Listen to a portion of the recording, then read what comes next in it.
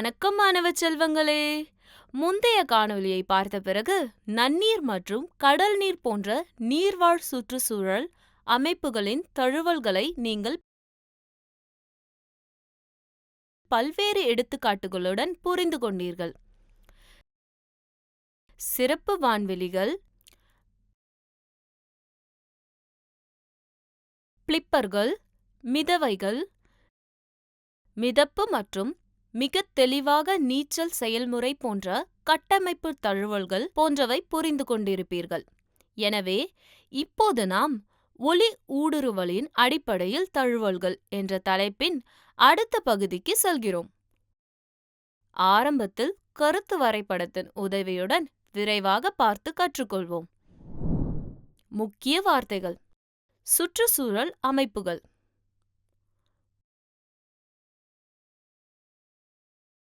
ஒளிமிகு பகுதி,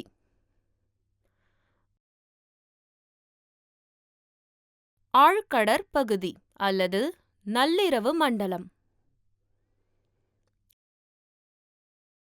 ஆழ்கடல் மண்டலம்,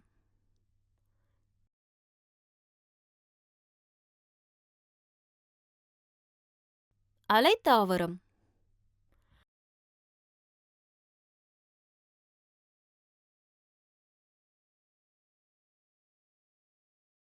கருத்து வரைபடம்.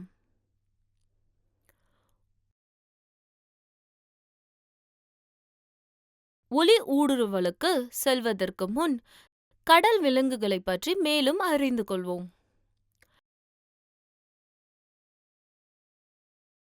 கடல் விலங்குகள் தங்கள் உடலில் உள்ள நன்னீர் மற்றும் உப்பு நீரின் தொடர்புகளை ஒழுங்குபடுத்த வேண்டும்.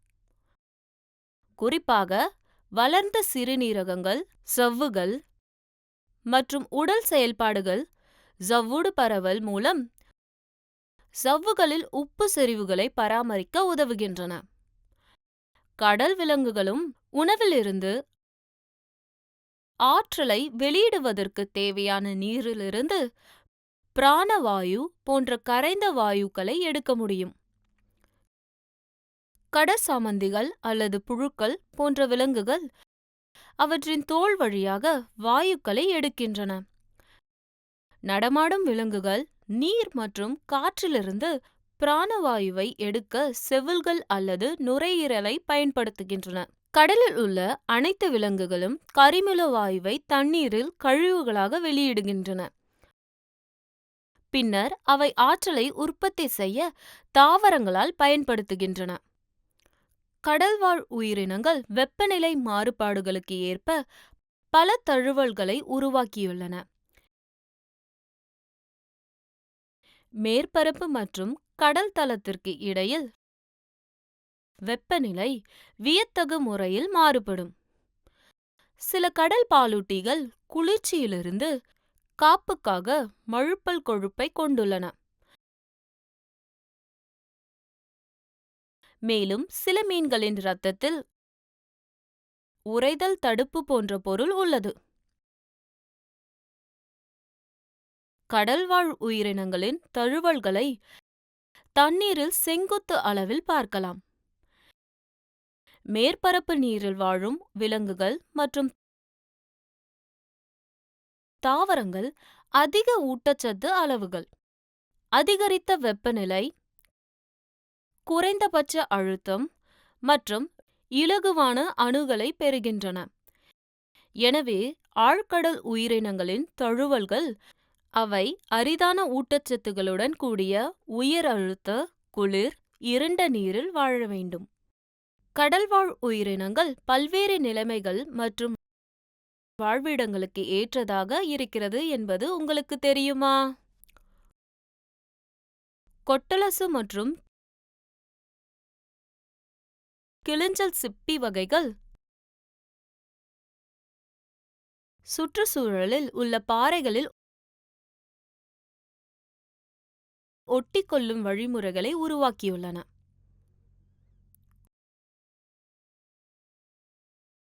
கோமாளி மீன் மற்றும் கடற்சாமந்தி இரண்டையும் வேட்டையாடுபவர்களிடமிருந்து பாதுகாக்க பிரகாசமான நிறமுடைய கோமாளி மீன்கள் கடற்கரை சாமந்திகளுடன் கூட்டு வாழ்க்கை உறவுகளை ஏற்றுக்கொண்டன. திமிங்கலங்கள் மற்றும் நீள்சிறகு கடற்பறவை நீண்ட தூரம் பயணிக்கும் திறனையும் பல்வேறு சூழல்களில் உயிர் வாழும் திறனையும் மாற்றியமைத்துள்ளன. இன்னும் ஒரு முக்கியமான விஷயம் என்னவென்றால், கடல் தழுவல்களில் கூட்டு வாழ்வு, உருமறைப்பு,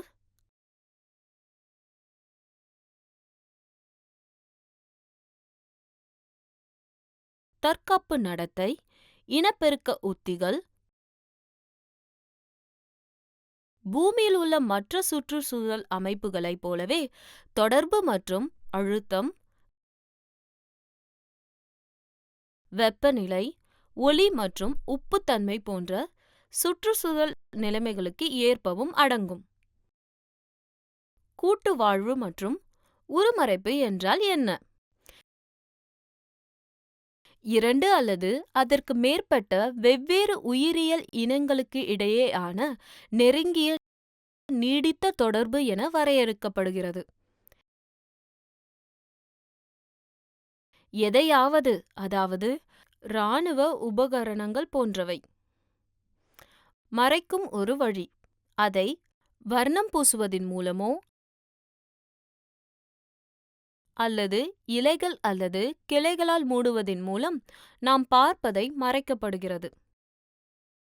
கடல் வாழ்க்கை வடிவங்களின் ஒலி தொடர்பான தழுவல்களை படிப்போம். கடல் சுற்றுச்சூழல் அமைப்புகளில் வெவ்வேறு ஆழங்களில் பல்வேறு வகையான உயிரினங்களை நாம் காணலாம். மேலும் சில அஜியோட்டிக் பண்புகள் மற்றும் சில வகையான உயிரினங்கள் கடல் சுற்றுச்சூழல் அமைப்பில் வெவ்வேறு ஆழங்களில் இருப்பதைக் காட்டும் பின்வரும் அட்டவணையை பார்க்கவும். ஒலியின் அடிப்படையில் தழுவல்கள். ஊடுருவல்.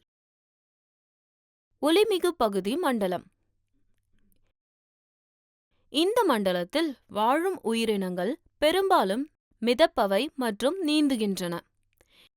இந்த மண்டலத்தில் உள்ள விலங்குகள் பொதுவாக பளபளப்பான உடல்களை கொண்டிருக்கின்றன. அவை ஒளியை பிரதிபலிக்கும் வகையில் பளபளப்பான நீர் மேற்பரப்புகளுடன் ஒன்றிணைக்கின்றன. இவை பொதுவாக மிகவும் கூர்மையான பார்வை கொண்டவை. தாவரங்கள் பெரும்பாலும் பச்சை நிறத்தில் உள்ளன மற்றும் ஒளி சேர்க்கை செயல்பாடு இந்த மண்டலத்தில் அதிகபட்சமாக இருக்கும்.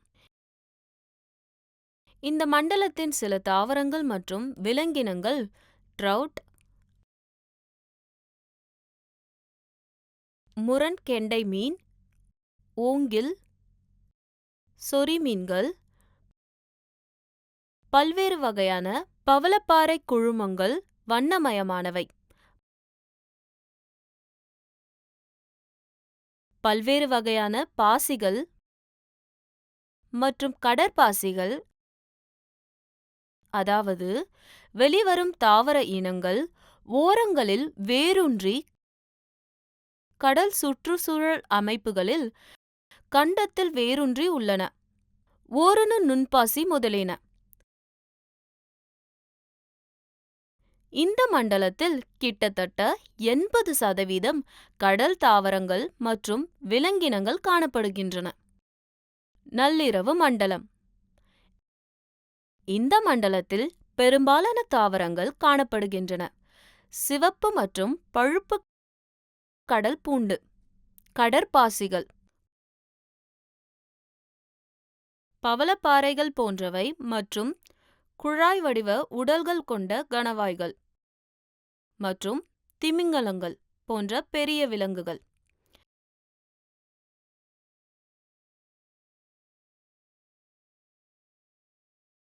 இவற்றில் சில மீன்கள் கதிர் போன்ற தட்டையான உடலை கொண்டுள்ளன. அவை உணர்திறன் கொண்ட பெரிய கண்களை மற்றும் மிகவும் மங்கலான ஒலி கொண்டிருக்கலாம். ஆழ்கடல் மண்டலம். இந்த மண்டலங்கள் ஆண்டு முழுவதும் இருட்டாகவும் குளிராகவும் இருக்கும். ஒளி சேர்க்கை செயல்பாடு இல்லை.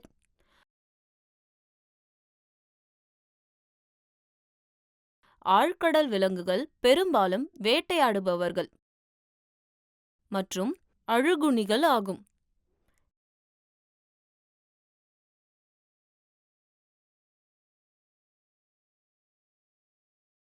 பெரிய வடிவங்களில் அகன்ற வாய் மற்றும் பெரிய வளைந்த பற்கள் உள்ளன. அவை எந்த இரையும் தப்பிக்காமல் தடுக்கின்றன. எலும்புக்கூடு மற்றும் தட்டையான உடல்கள் இல்லாதது வேறு சில குணாதிசயங்கள் ஆகும். சிலவற்றின் வயிற்றில் ஒலியை உருவாக்கும் சிறப்பு கட்டமைப்புகள் உள்ளன. அவை கண்களை சுற்றி, அதாவது பொதுவாக செயல்படாதவை, அதாவது உயிரினங்கள் குருடாக இருக்கும். மற்றும் சில விலங்குகள் இருண்ட நீரில் ஒளிரும், அதாவது உயிரொளிர்வு. நினைவில் வைத்துக் கொள்ளுங்கள், கடல் விலங்குகள் தங்கள் உடலில் உள்ள நன்னீர் மற்றும் உப்பு நீரின் தொடர்புகளை ஒழுங்குபடுத்த வேண்டும். மேற்பரப்பு மற்றும் கடல் தளத்திற்கு இடையில் வெப்பநிலை வியத்தகு முறையில் மாறுபடும். சில கடல் பாலூட்டிகள் குளிர்ச்சியிலிருந்து காப்புக்காக மழுப்பல் கொழுப்பை கொண்டுள்ளன.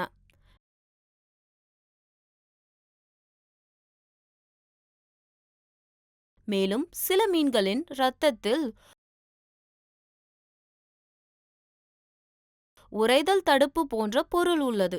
கூட்டுவாழ்வு மற்றும் உருமறைப்பு ஆகியவை கடல் விலங்குகளிலும் காணப்படுகின்றன. கடல்வாழ் உயிரினங்கள் பல்வேறு நிலைமைகள் மற்றும் வாழ்விடங்களுக்கு ஏற்றவாறு அமைந்திருக்கின்றன. ஒலி ஊடுருவலின் அடிப்படையில் தழுவல்களில் நள்ளிரவு மண்டலம், ஆழ்கடல் மண்டலம் மற்றும் ஒலிமிகு பகுதி மண்டலம் என 3 மண்டலங்கள் காணப்படுகின்றன.